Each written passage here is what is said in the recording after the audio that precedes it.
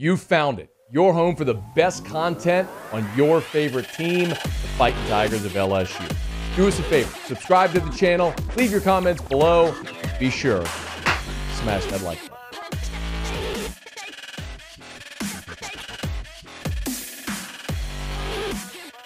Oh, let's kind of just go maybe chronologically.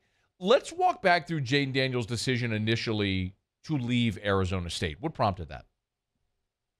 Well, when you look at the uncertainty here, I think that's the first thing. I don't think anybody is surprised that he decided to transfer. It's more about the timing. I talked to a lot of people, and most thought he would transfer in December, right after the bowl game. And then he put out a statement on social media saying he was coming back, which really surprised a lot of people. He didn't necessarily jive with the offensive coordinator, Zach Hill, didn't seem to be on the same page with his wide receivers.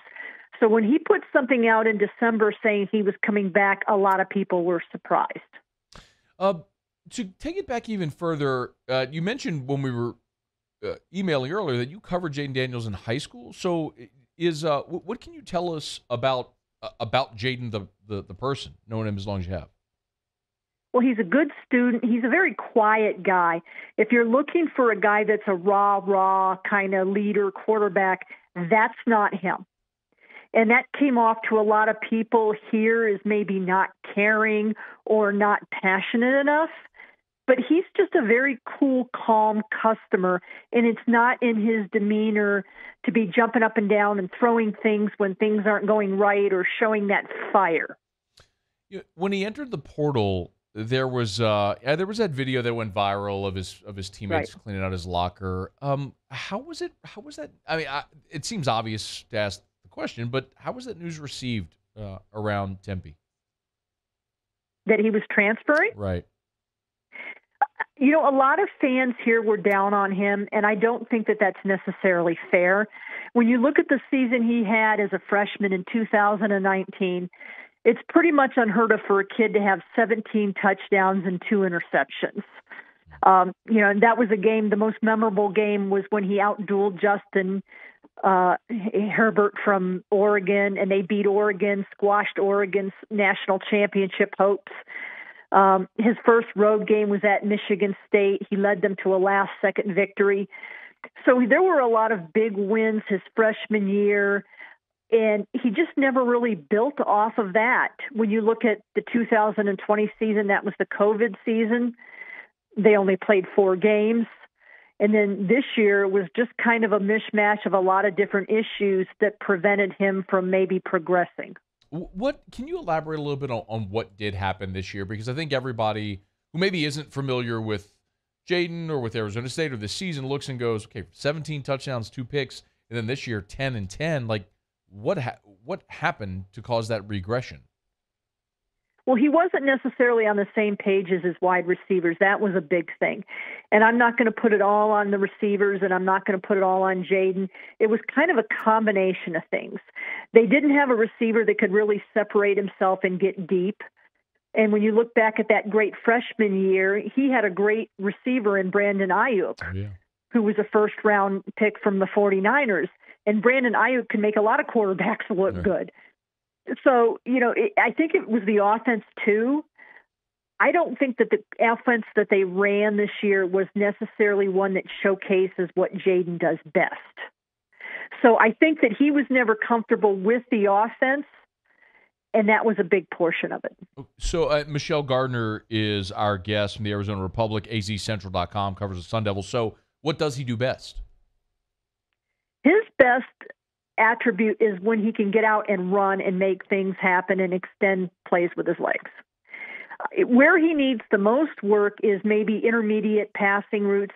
He needs a coach that can work with him on mechanics, because that's where the biggest weakness was his intermediate game and hitting those receivers in the flat. But when he gets out and he can find distance, he's dangerous. And that's one of those things a quarterback has or he doesn't. When you get out and you run and you have to see down the field and whatnot, he's a very dangerous quarterback when he's in an open field. Were there designed running plays for him this season? That was another noticeable difference, Michelle, was ran for 700 yards this year. Was that out of necessity? They ran a little bit more with him this year than they had in the past. When you look at his freshman year, they had 2 true freshmen on the offensive line. So they didn't necessarily want him out there running around. And the offense was really just don't get hurt Yeah. because he didn't have a lot of guys out there in front of him the freshman year.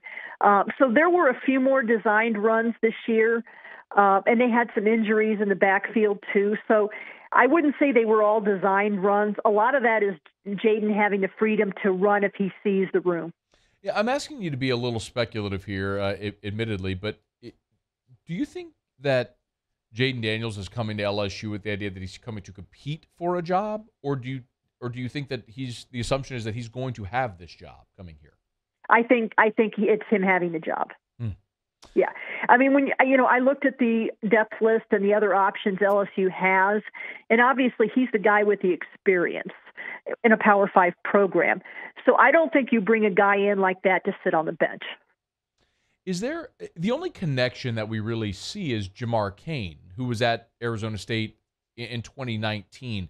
Do you know if there's any other tie that could have opened the door to LSU? Jamar Cain's a defensive coach, too, so I don't know that that's necessarily the reason he ended up at LSU. I think when you look at the timing of his transfer, there was already a lot of movement of quarterbacks. So I think the number of programs that needed a quarterback were maybe more limited. So I think it was the opportunity to start. I think he wanted to be in a Power 5 program. I think getting in a new conference maybe was beneficial for him. So, we'll see what happens. I really like him personally. The one dynamic, too, that's kind of present is his mother is very present in the picture. And there's a standing joke here. Maybe she had keys to the building at ASU. She's that present. So that's a different dynamic altogether. We'll see if we get to know Ms. Daniels, I guess, around Baton Rouge. It's a little bit of a hike from their home in California. Right.